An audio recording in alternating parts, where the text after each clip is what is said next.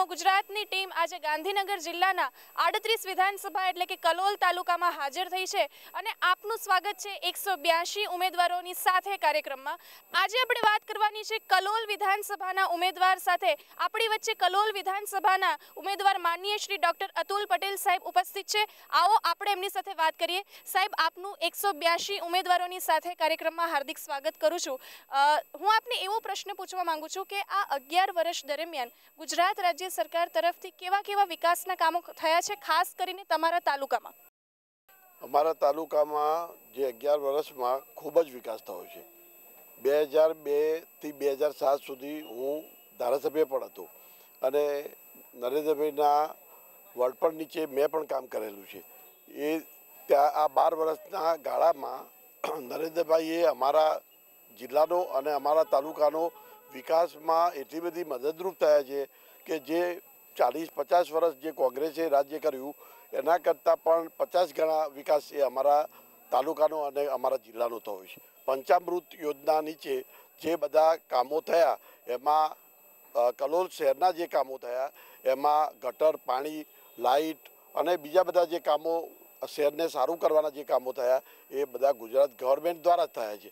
એ ઉપરાંત પણ ગામડાઓમાં પણ તમે જુઓ તો ગામડાઓમાં દરેક ગામડાઓમાં જોડતા સડક જે રોડ છે એ બધી જગ્યાએ પાકા થઈ ગયા, બધી જગ્યાએ ડબલ રોડ થઈ ગયા। એ સિવાય પણ ગામડાઓમાં પીવાનું પાણીની જે સગવડ છે એ પણ સરકારે કરી આપી।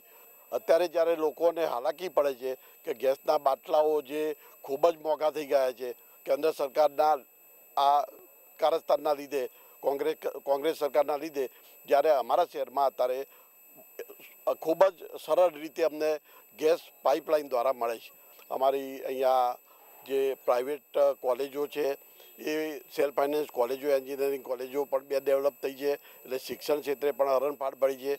શિક્ષણ ક્ષેત્રે બીજા બધા જે સ્કૂલોમાં જે તકલીફો હતી ટીચરોની કે કમરાઓની એ પણ અમને ગુજરાત સરકાર દ્વારા નરેન્દ્રભાઈના વડપણ નીચે મળી છે।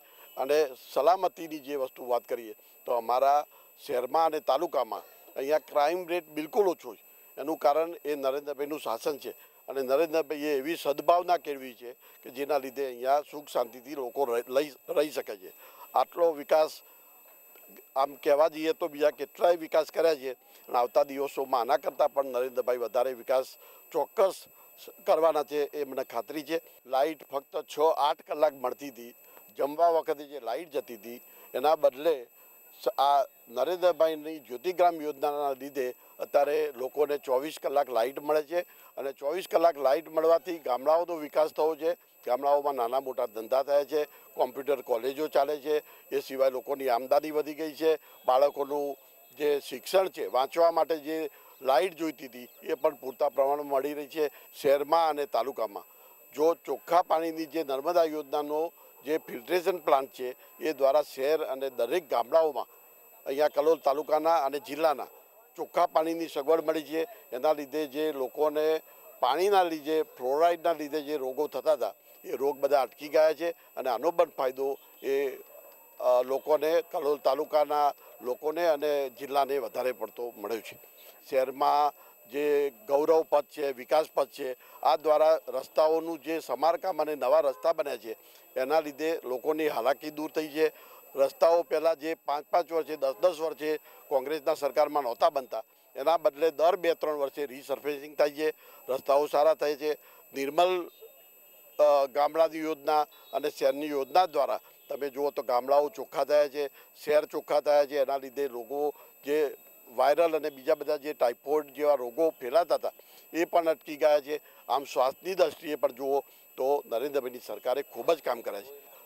સંસ્થાઓ બીજી બધી છે એ સંસ્થાઓ દ્વારા લાખો રૂપિયાનું દાન લઈ અને આ કન્યા કેળવણીના ડેવલપમેન્ટમાં કર્યો છે। આજે કલોલ તાલુકામાં કન્યા કેળવણીના લીધે શિક્ષણ ક્ષેત્રે જે સ્ત્રીઓનું શિક્ષણ જે હતું એનો વ્યાપ એટલો બધો વધી ગયો છે કે શિક્ષણ ક્ષેત્રે પણ તમે જુઓ તો ડેવલપમેન્ટ થયું છે। આજે પહેલાં જે સ્ત્રીઓમાં શિક્ષણ ઓછું હતું એના બદલે આજે બધી જ બહેનો છે એ શિક્ષણ ક્ષેત્રે ડેવલપમેન્ટ કર્યું છે। ચિરંજીવી યોજના પણ નરેન્દ્રભાઈએ કાઢી। આ ચિરંજીવી યોજનામાં પણ તમે જુઓ તો જે ખૂબ જ ગરીબ લોકો ગામડાના હતા, બહેનો હતી, એમને જ્યારે પ્રસૂતિ કરાવી હોય તો સારી હોસ્પિટલોમાં જઈ શકતી નહોતી, કારણ કે ખર્ચો ખૂબ જ થતો હતો. સિઝેરિયન થાય તો એમનો ખર્ચો પણ તે પોતે પહોંચી નહોતા વળતા. જ્યારે ચિરંજીવી યોજનાના લીધે નરેન્દ્રભાઈની આ યોજના ખૂબ જ સફળ થઈ અને એના લીધે જે પ્રસૂતાઓ છે, ગામડાઓની જે ગરીબ પ્રસૂતાઓ છે, એમને એટલો બધો ફાયદો થયો છે કે એમના લીધે સારી પ્રસૂતિ, બાળ જે મૃત્યુ થતા હતા એનું રેશિયો પણ ઓછો થઈ ગયો છે અને એના લીધે એનો ફાયદો પણ લોકોને બહુ જ થયો છે. રસ્તામાં કોઈ પણ નાનો એક્સિડન્ટ થાય અને આ એક્સિડન્ટમાં કોઈ પહેલાં પકડતું નહોતું, કારણ કે એમાં પોલીસને જવાબ આપવો પડતો હતો. જ્યારે ગમે ત્યાંથી તમે 108 ડાયલ કરો તો ગુજરાતની આ જે સેવા છે, અદ્ભુત સેવા એ નરેન્દ્રભાઈની સરકારે કરી છે. હિન્દુસ્તાનમાં 100%માંથી 72% જે યુવા રોજગારી છે એ ગુજરાત ગવર્મેન્ટે આપી છે, જ્યારે ઉપરની જે જૂજ 28% જેટલી ગવર્મેન્ટ એ કેન્દ્ર સરકાર આપી છે. જો એક સ્ટેટ 72% રોજગારી આપી શકે તો આ નરેન્દ્રભાઈના શાસનમાં જ થઈ શકે.